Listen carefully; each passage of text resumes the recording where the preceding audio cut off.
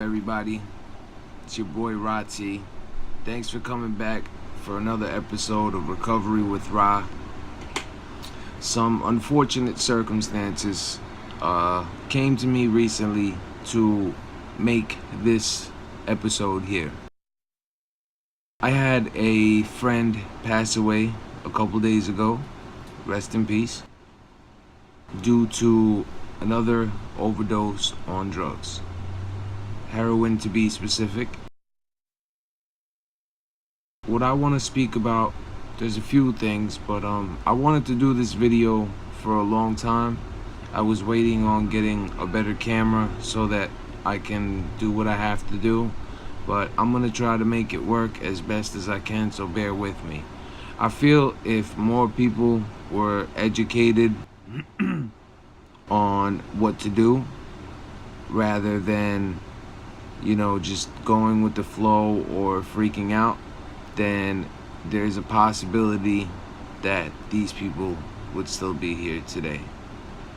In this particular situation, I don't want to go too deep. I don't know, if it's okay to speak on it, but when this friend of mine was found OD'd, overdosed, the person that found him, instead of going and calling for help, he reached out to somebody else to see what they should do instead of calling 911. If that person was to call 911, or if that person was to be either trained or knowledge, as far as have some knowledge as far as what to do with somebody that's overdosed, it might have made a difference. So one of the things I want to talk to you guys about is Narcan. For those of you that are not familiar with what Narcan is, Narcan comes in several forms. It comes as an injection, or it comes as a nasal spray. And with the injection, there's two types of ways to inject somebody with a needle. You can do intramuscular or intravenous. So one, you have to actually find the vein and go from there, make sure that there's blood back in the needle. But that's not, as far as Narcan, you don't have to go in depth like that. You could just poke the person anywhere and you're perfectly fine. It doesn't matter where. I actually have the Narcan nasal spray. I keep one kit at home. I keep one kit in the car, because there has been situations where I have been driving or I've been somewhere and people have overdosed, and unfortunately nobody had any Narcan to do anything about it. So we were in the mercy of waiting for the ambulance. We just did CPR and whatever else we can do. People like to put ice and on, like, for a man, they like to put ice towards their genitals because the body overheats and all of that stuff. I'm really not sure if that works, to be honest, but it's not something great. You do CPR, that's definitely important. Anyway, I can't turn the camera over and stuff like that, so I'll show you like this. This is the packet, and how, this is how it comes. This is how I got mine. And it gives you a bunch of different things. It gives you pretty much what to do. It comes in a packet form like that.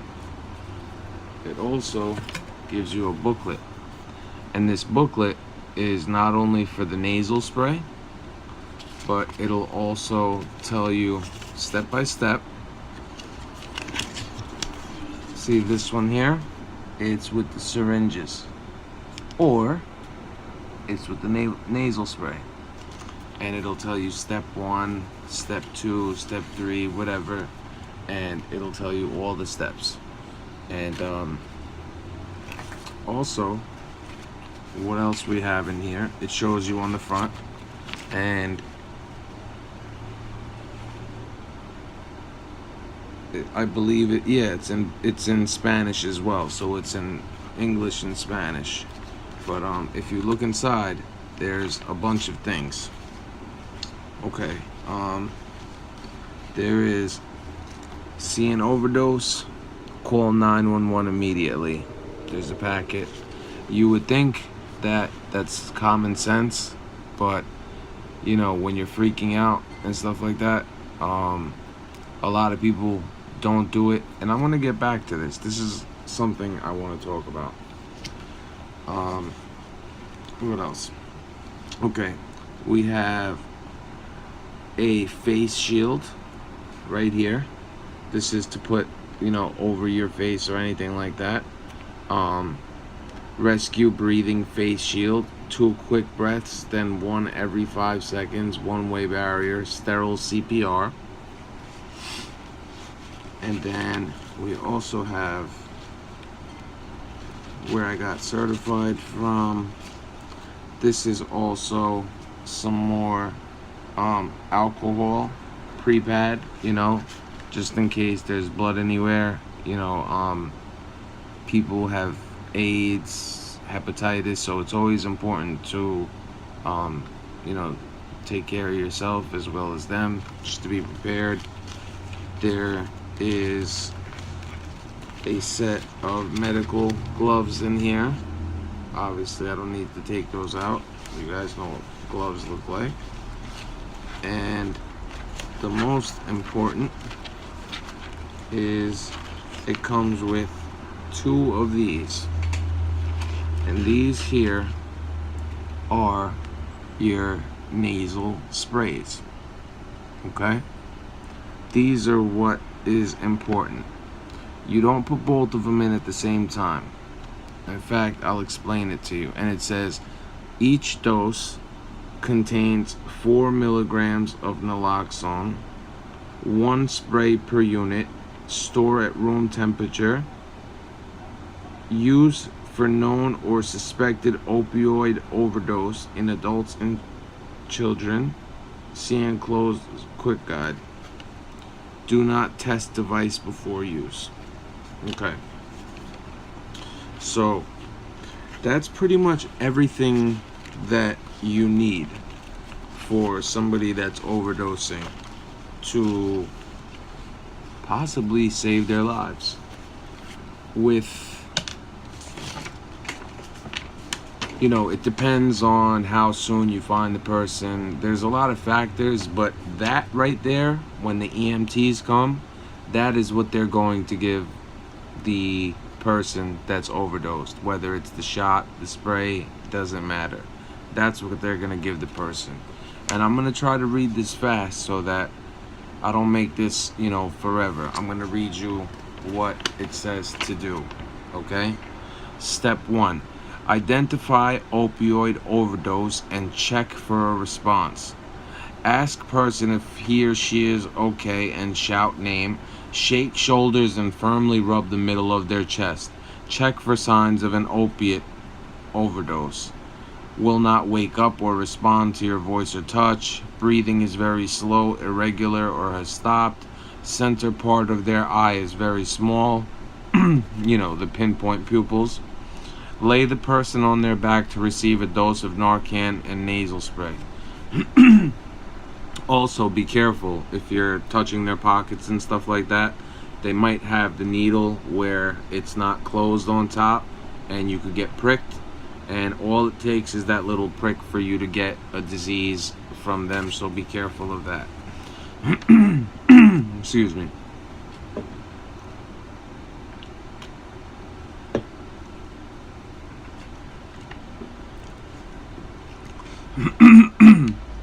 Okay.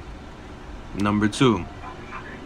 Give Narcan nasal spray. You remember what the nasal spray looks like. Give Narcan nasal spray. It says to remove Narcan nasal spray from the box, peel back the tab with the circle and open the Narcan nasal spray. Hold the Narcan nasal spray with your thumb on the bottom of the plunger and your first and middle fingers on either side of the nozzle. Gently insert the tip of the nozzle into either nostril. Tilt the person's head back and provide support under the neck with your hand. Gently insert the tip of the nozzle in one nostril until your fingers on either side of the nozzle are against the bottom of the person's nose. Press the plunger firmly to give the dose of Narcan nasal spray. Remove the Narcan nasal spray after giving the dose. So all you do is you press it up, head back, press it up, make sure you get their head as high up as you can so it goes all the way in, doesn't drip out, you don't miss, and that's all it is. That's all it takes. 3. Call for emergency medical help, evaluate and support. I mean, that's obviously number one, but get emergency medical help right away. Move the person on their side, recovery position, after giving Narcan nasal spray. And the reason for that is because if a person is laying on their back, sometimes they throw up, anything. They throw things up, and that throw up, it blocks their breathing passage. It goes into their lungs. I know from previous experience. And it's good to have them on their side.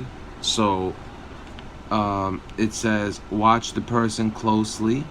If the person does not respond by waking up to voice or touch, breathing normally, another dose may be given. Narcan nasal spray may be dosed every 2 to 3 minutes if available.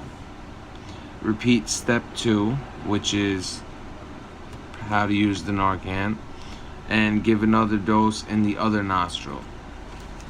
So if the person is not responding, coming back to consciousness, if you're not seeing any signs of life, go ahead and give them the other one. Give them the second dose. And hopefully that should do it. Along with the CPR, everything that you can do until the medics get there. Because they will give more and more. They'll give oxygen. They'll give the defibrillator if they have to. Everything. Now, the reason I kept this card out right here, this call 911 card, is because a lot of times people don't call 911 right away because they think that it's sad. It really is such a sad thing. They think that they're going to get in trouble. And in reality, even if you were to get in trouble, is that not worth saving another human being's life? Like, in New York City, in the state of New York, and I'm sure, I know it's up to like 43 other states, it's probably all of them by now in the United States. There's a law that says if you call to help somebody that's overdosed and you're calling to help them, it doesn't matter if you have drugs, it doesn't matter if you have needles, guns, all of that crap is out the window. That's not why they are there. It's almost like a free pass. It doesn't matter. It's the people that don't have this information that are scared and they call other people, what should I do? Or they'll clean out whatever, let's say they're in a room, they'll clean out all the paraphernalia and stuff like that, which is absolutely ridiculous. Priority number one should be getting this person back to life. You cannot get in trouble. That should be the last thing on your mind. That should be the last thing you're worried about, whether you know this person or not. You should be worried about getting this person back to consciousness, back to life. I mean, it's just crazy to me how many situations, and like I said, my friend just the other day, this is not the first time. This is not the first time. It's very sad. It's like so heartbreaking that would happen. And I see I'm hitting, it's getting up there. Maybe I should just stop here with this, but I wanted to speak to you about other things. But you know what? I'll save that for some other videos. I just wanted to once again show you guys how the Narcan works. You can get this at CVS, you can get this at Walgreens, you can get it at Rite Aid, whatever pharmacy kind of place that you have, whether you're on the East Coast, down South, West Coast, Dwayne Reed, stuff like that. Like, depends on where you are. If you're in another country, I'm sure you can get it. The EMTs have it, the fire departments have it, the police, I believe, are starting to have it. If not, they should. I don't know what they're waiting for. When I overdosed, the police did not have it, and he just came there and was like, hello, are you okay, and completely unresponsive. So he was pretty much useless. He didn't do CPR, he didn't do anything, and we were just waiting for, luckily a friend of mine did the CPR and stuff like that. But that's another story. If you want to hear about that story, you can check the podcast. I actually was a guest on the Joe Kozo show, and we spoke about my life, both my recovery with Ra, and also I do music. We got into both of those things, and we started from the beginning pretty much to about now. And just to let you guys know, all you can do is try. These things happen, but there are tons and tons of different ways to get help. Get help before it's too late, because it's not just about you. A lot of the times, I can say this because I've been there. A lot of times these people like myself sometimes aren't in the right mind. You're not yourself when you're using, and you don't care. Some people don't have families. Some people don't have so much that they feel that they have nothing to lose. They don't care if they die. Get help. Whether it's psychological help, like mental health, whether it's physical, Suboxone, methadone, the shot, meetings, going away for a little while, anything. Just, get help. Get help while you can.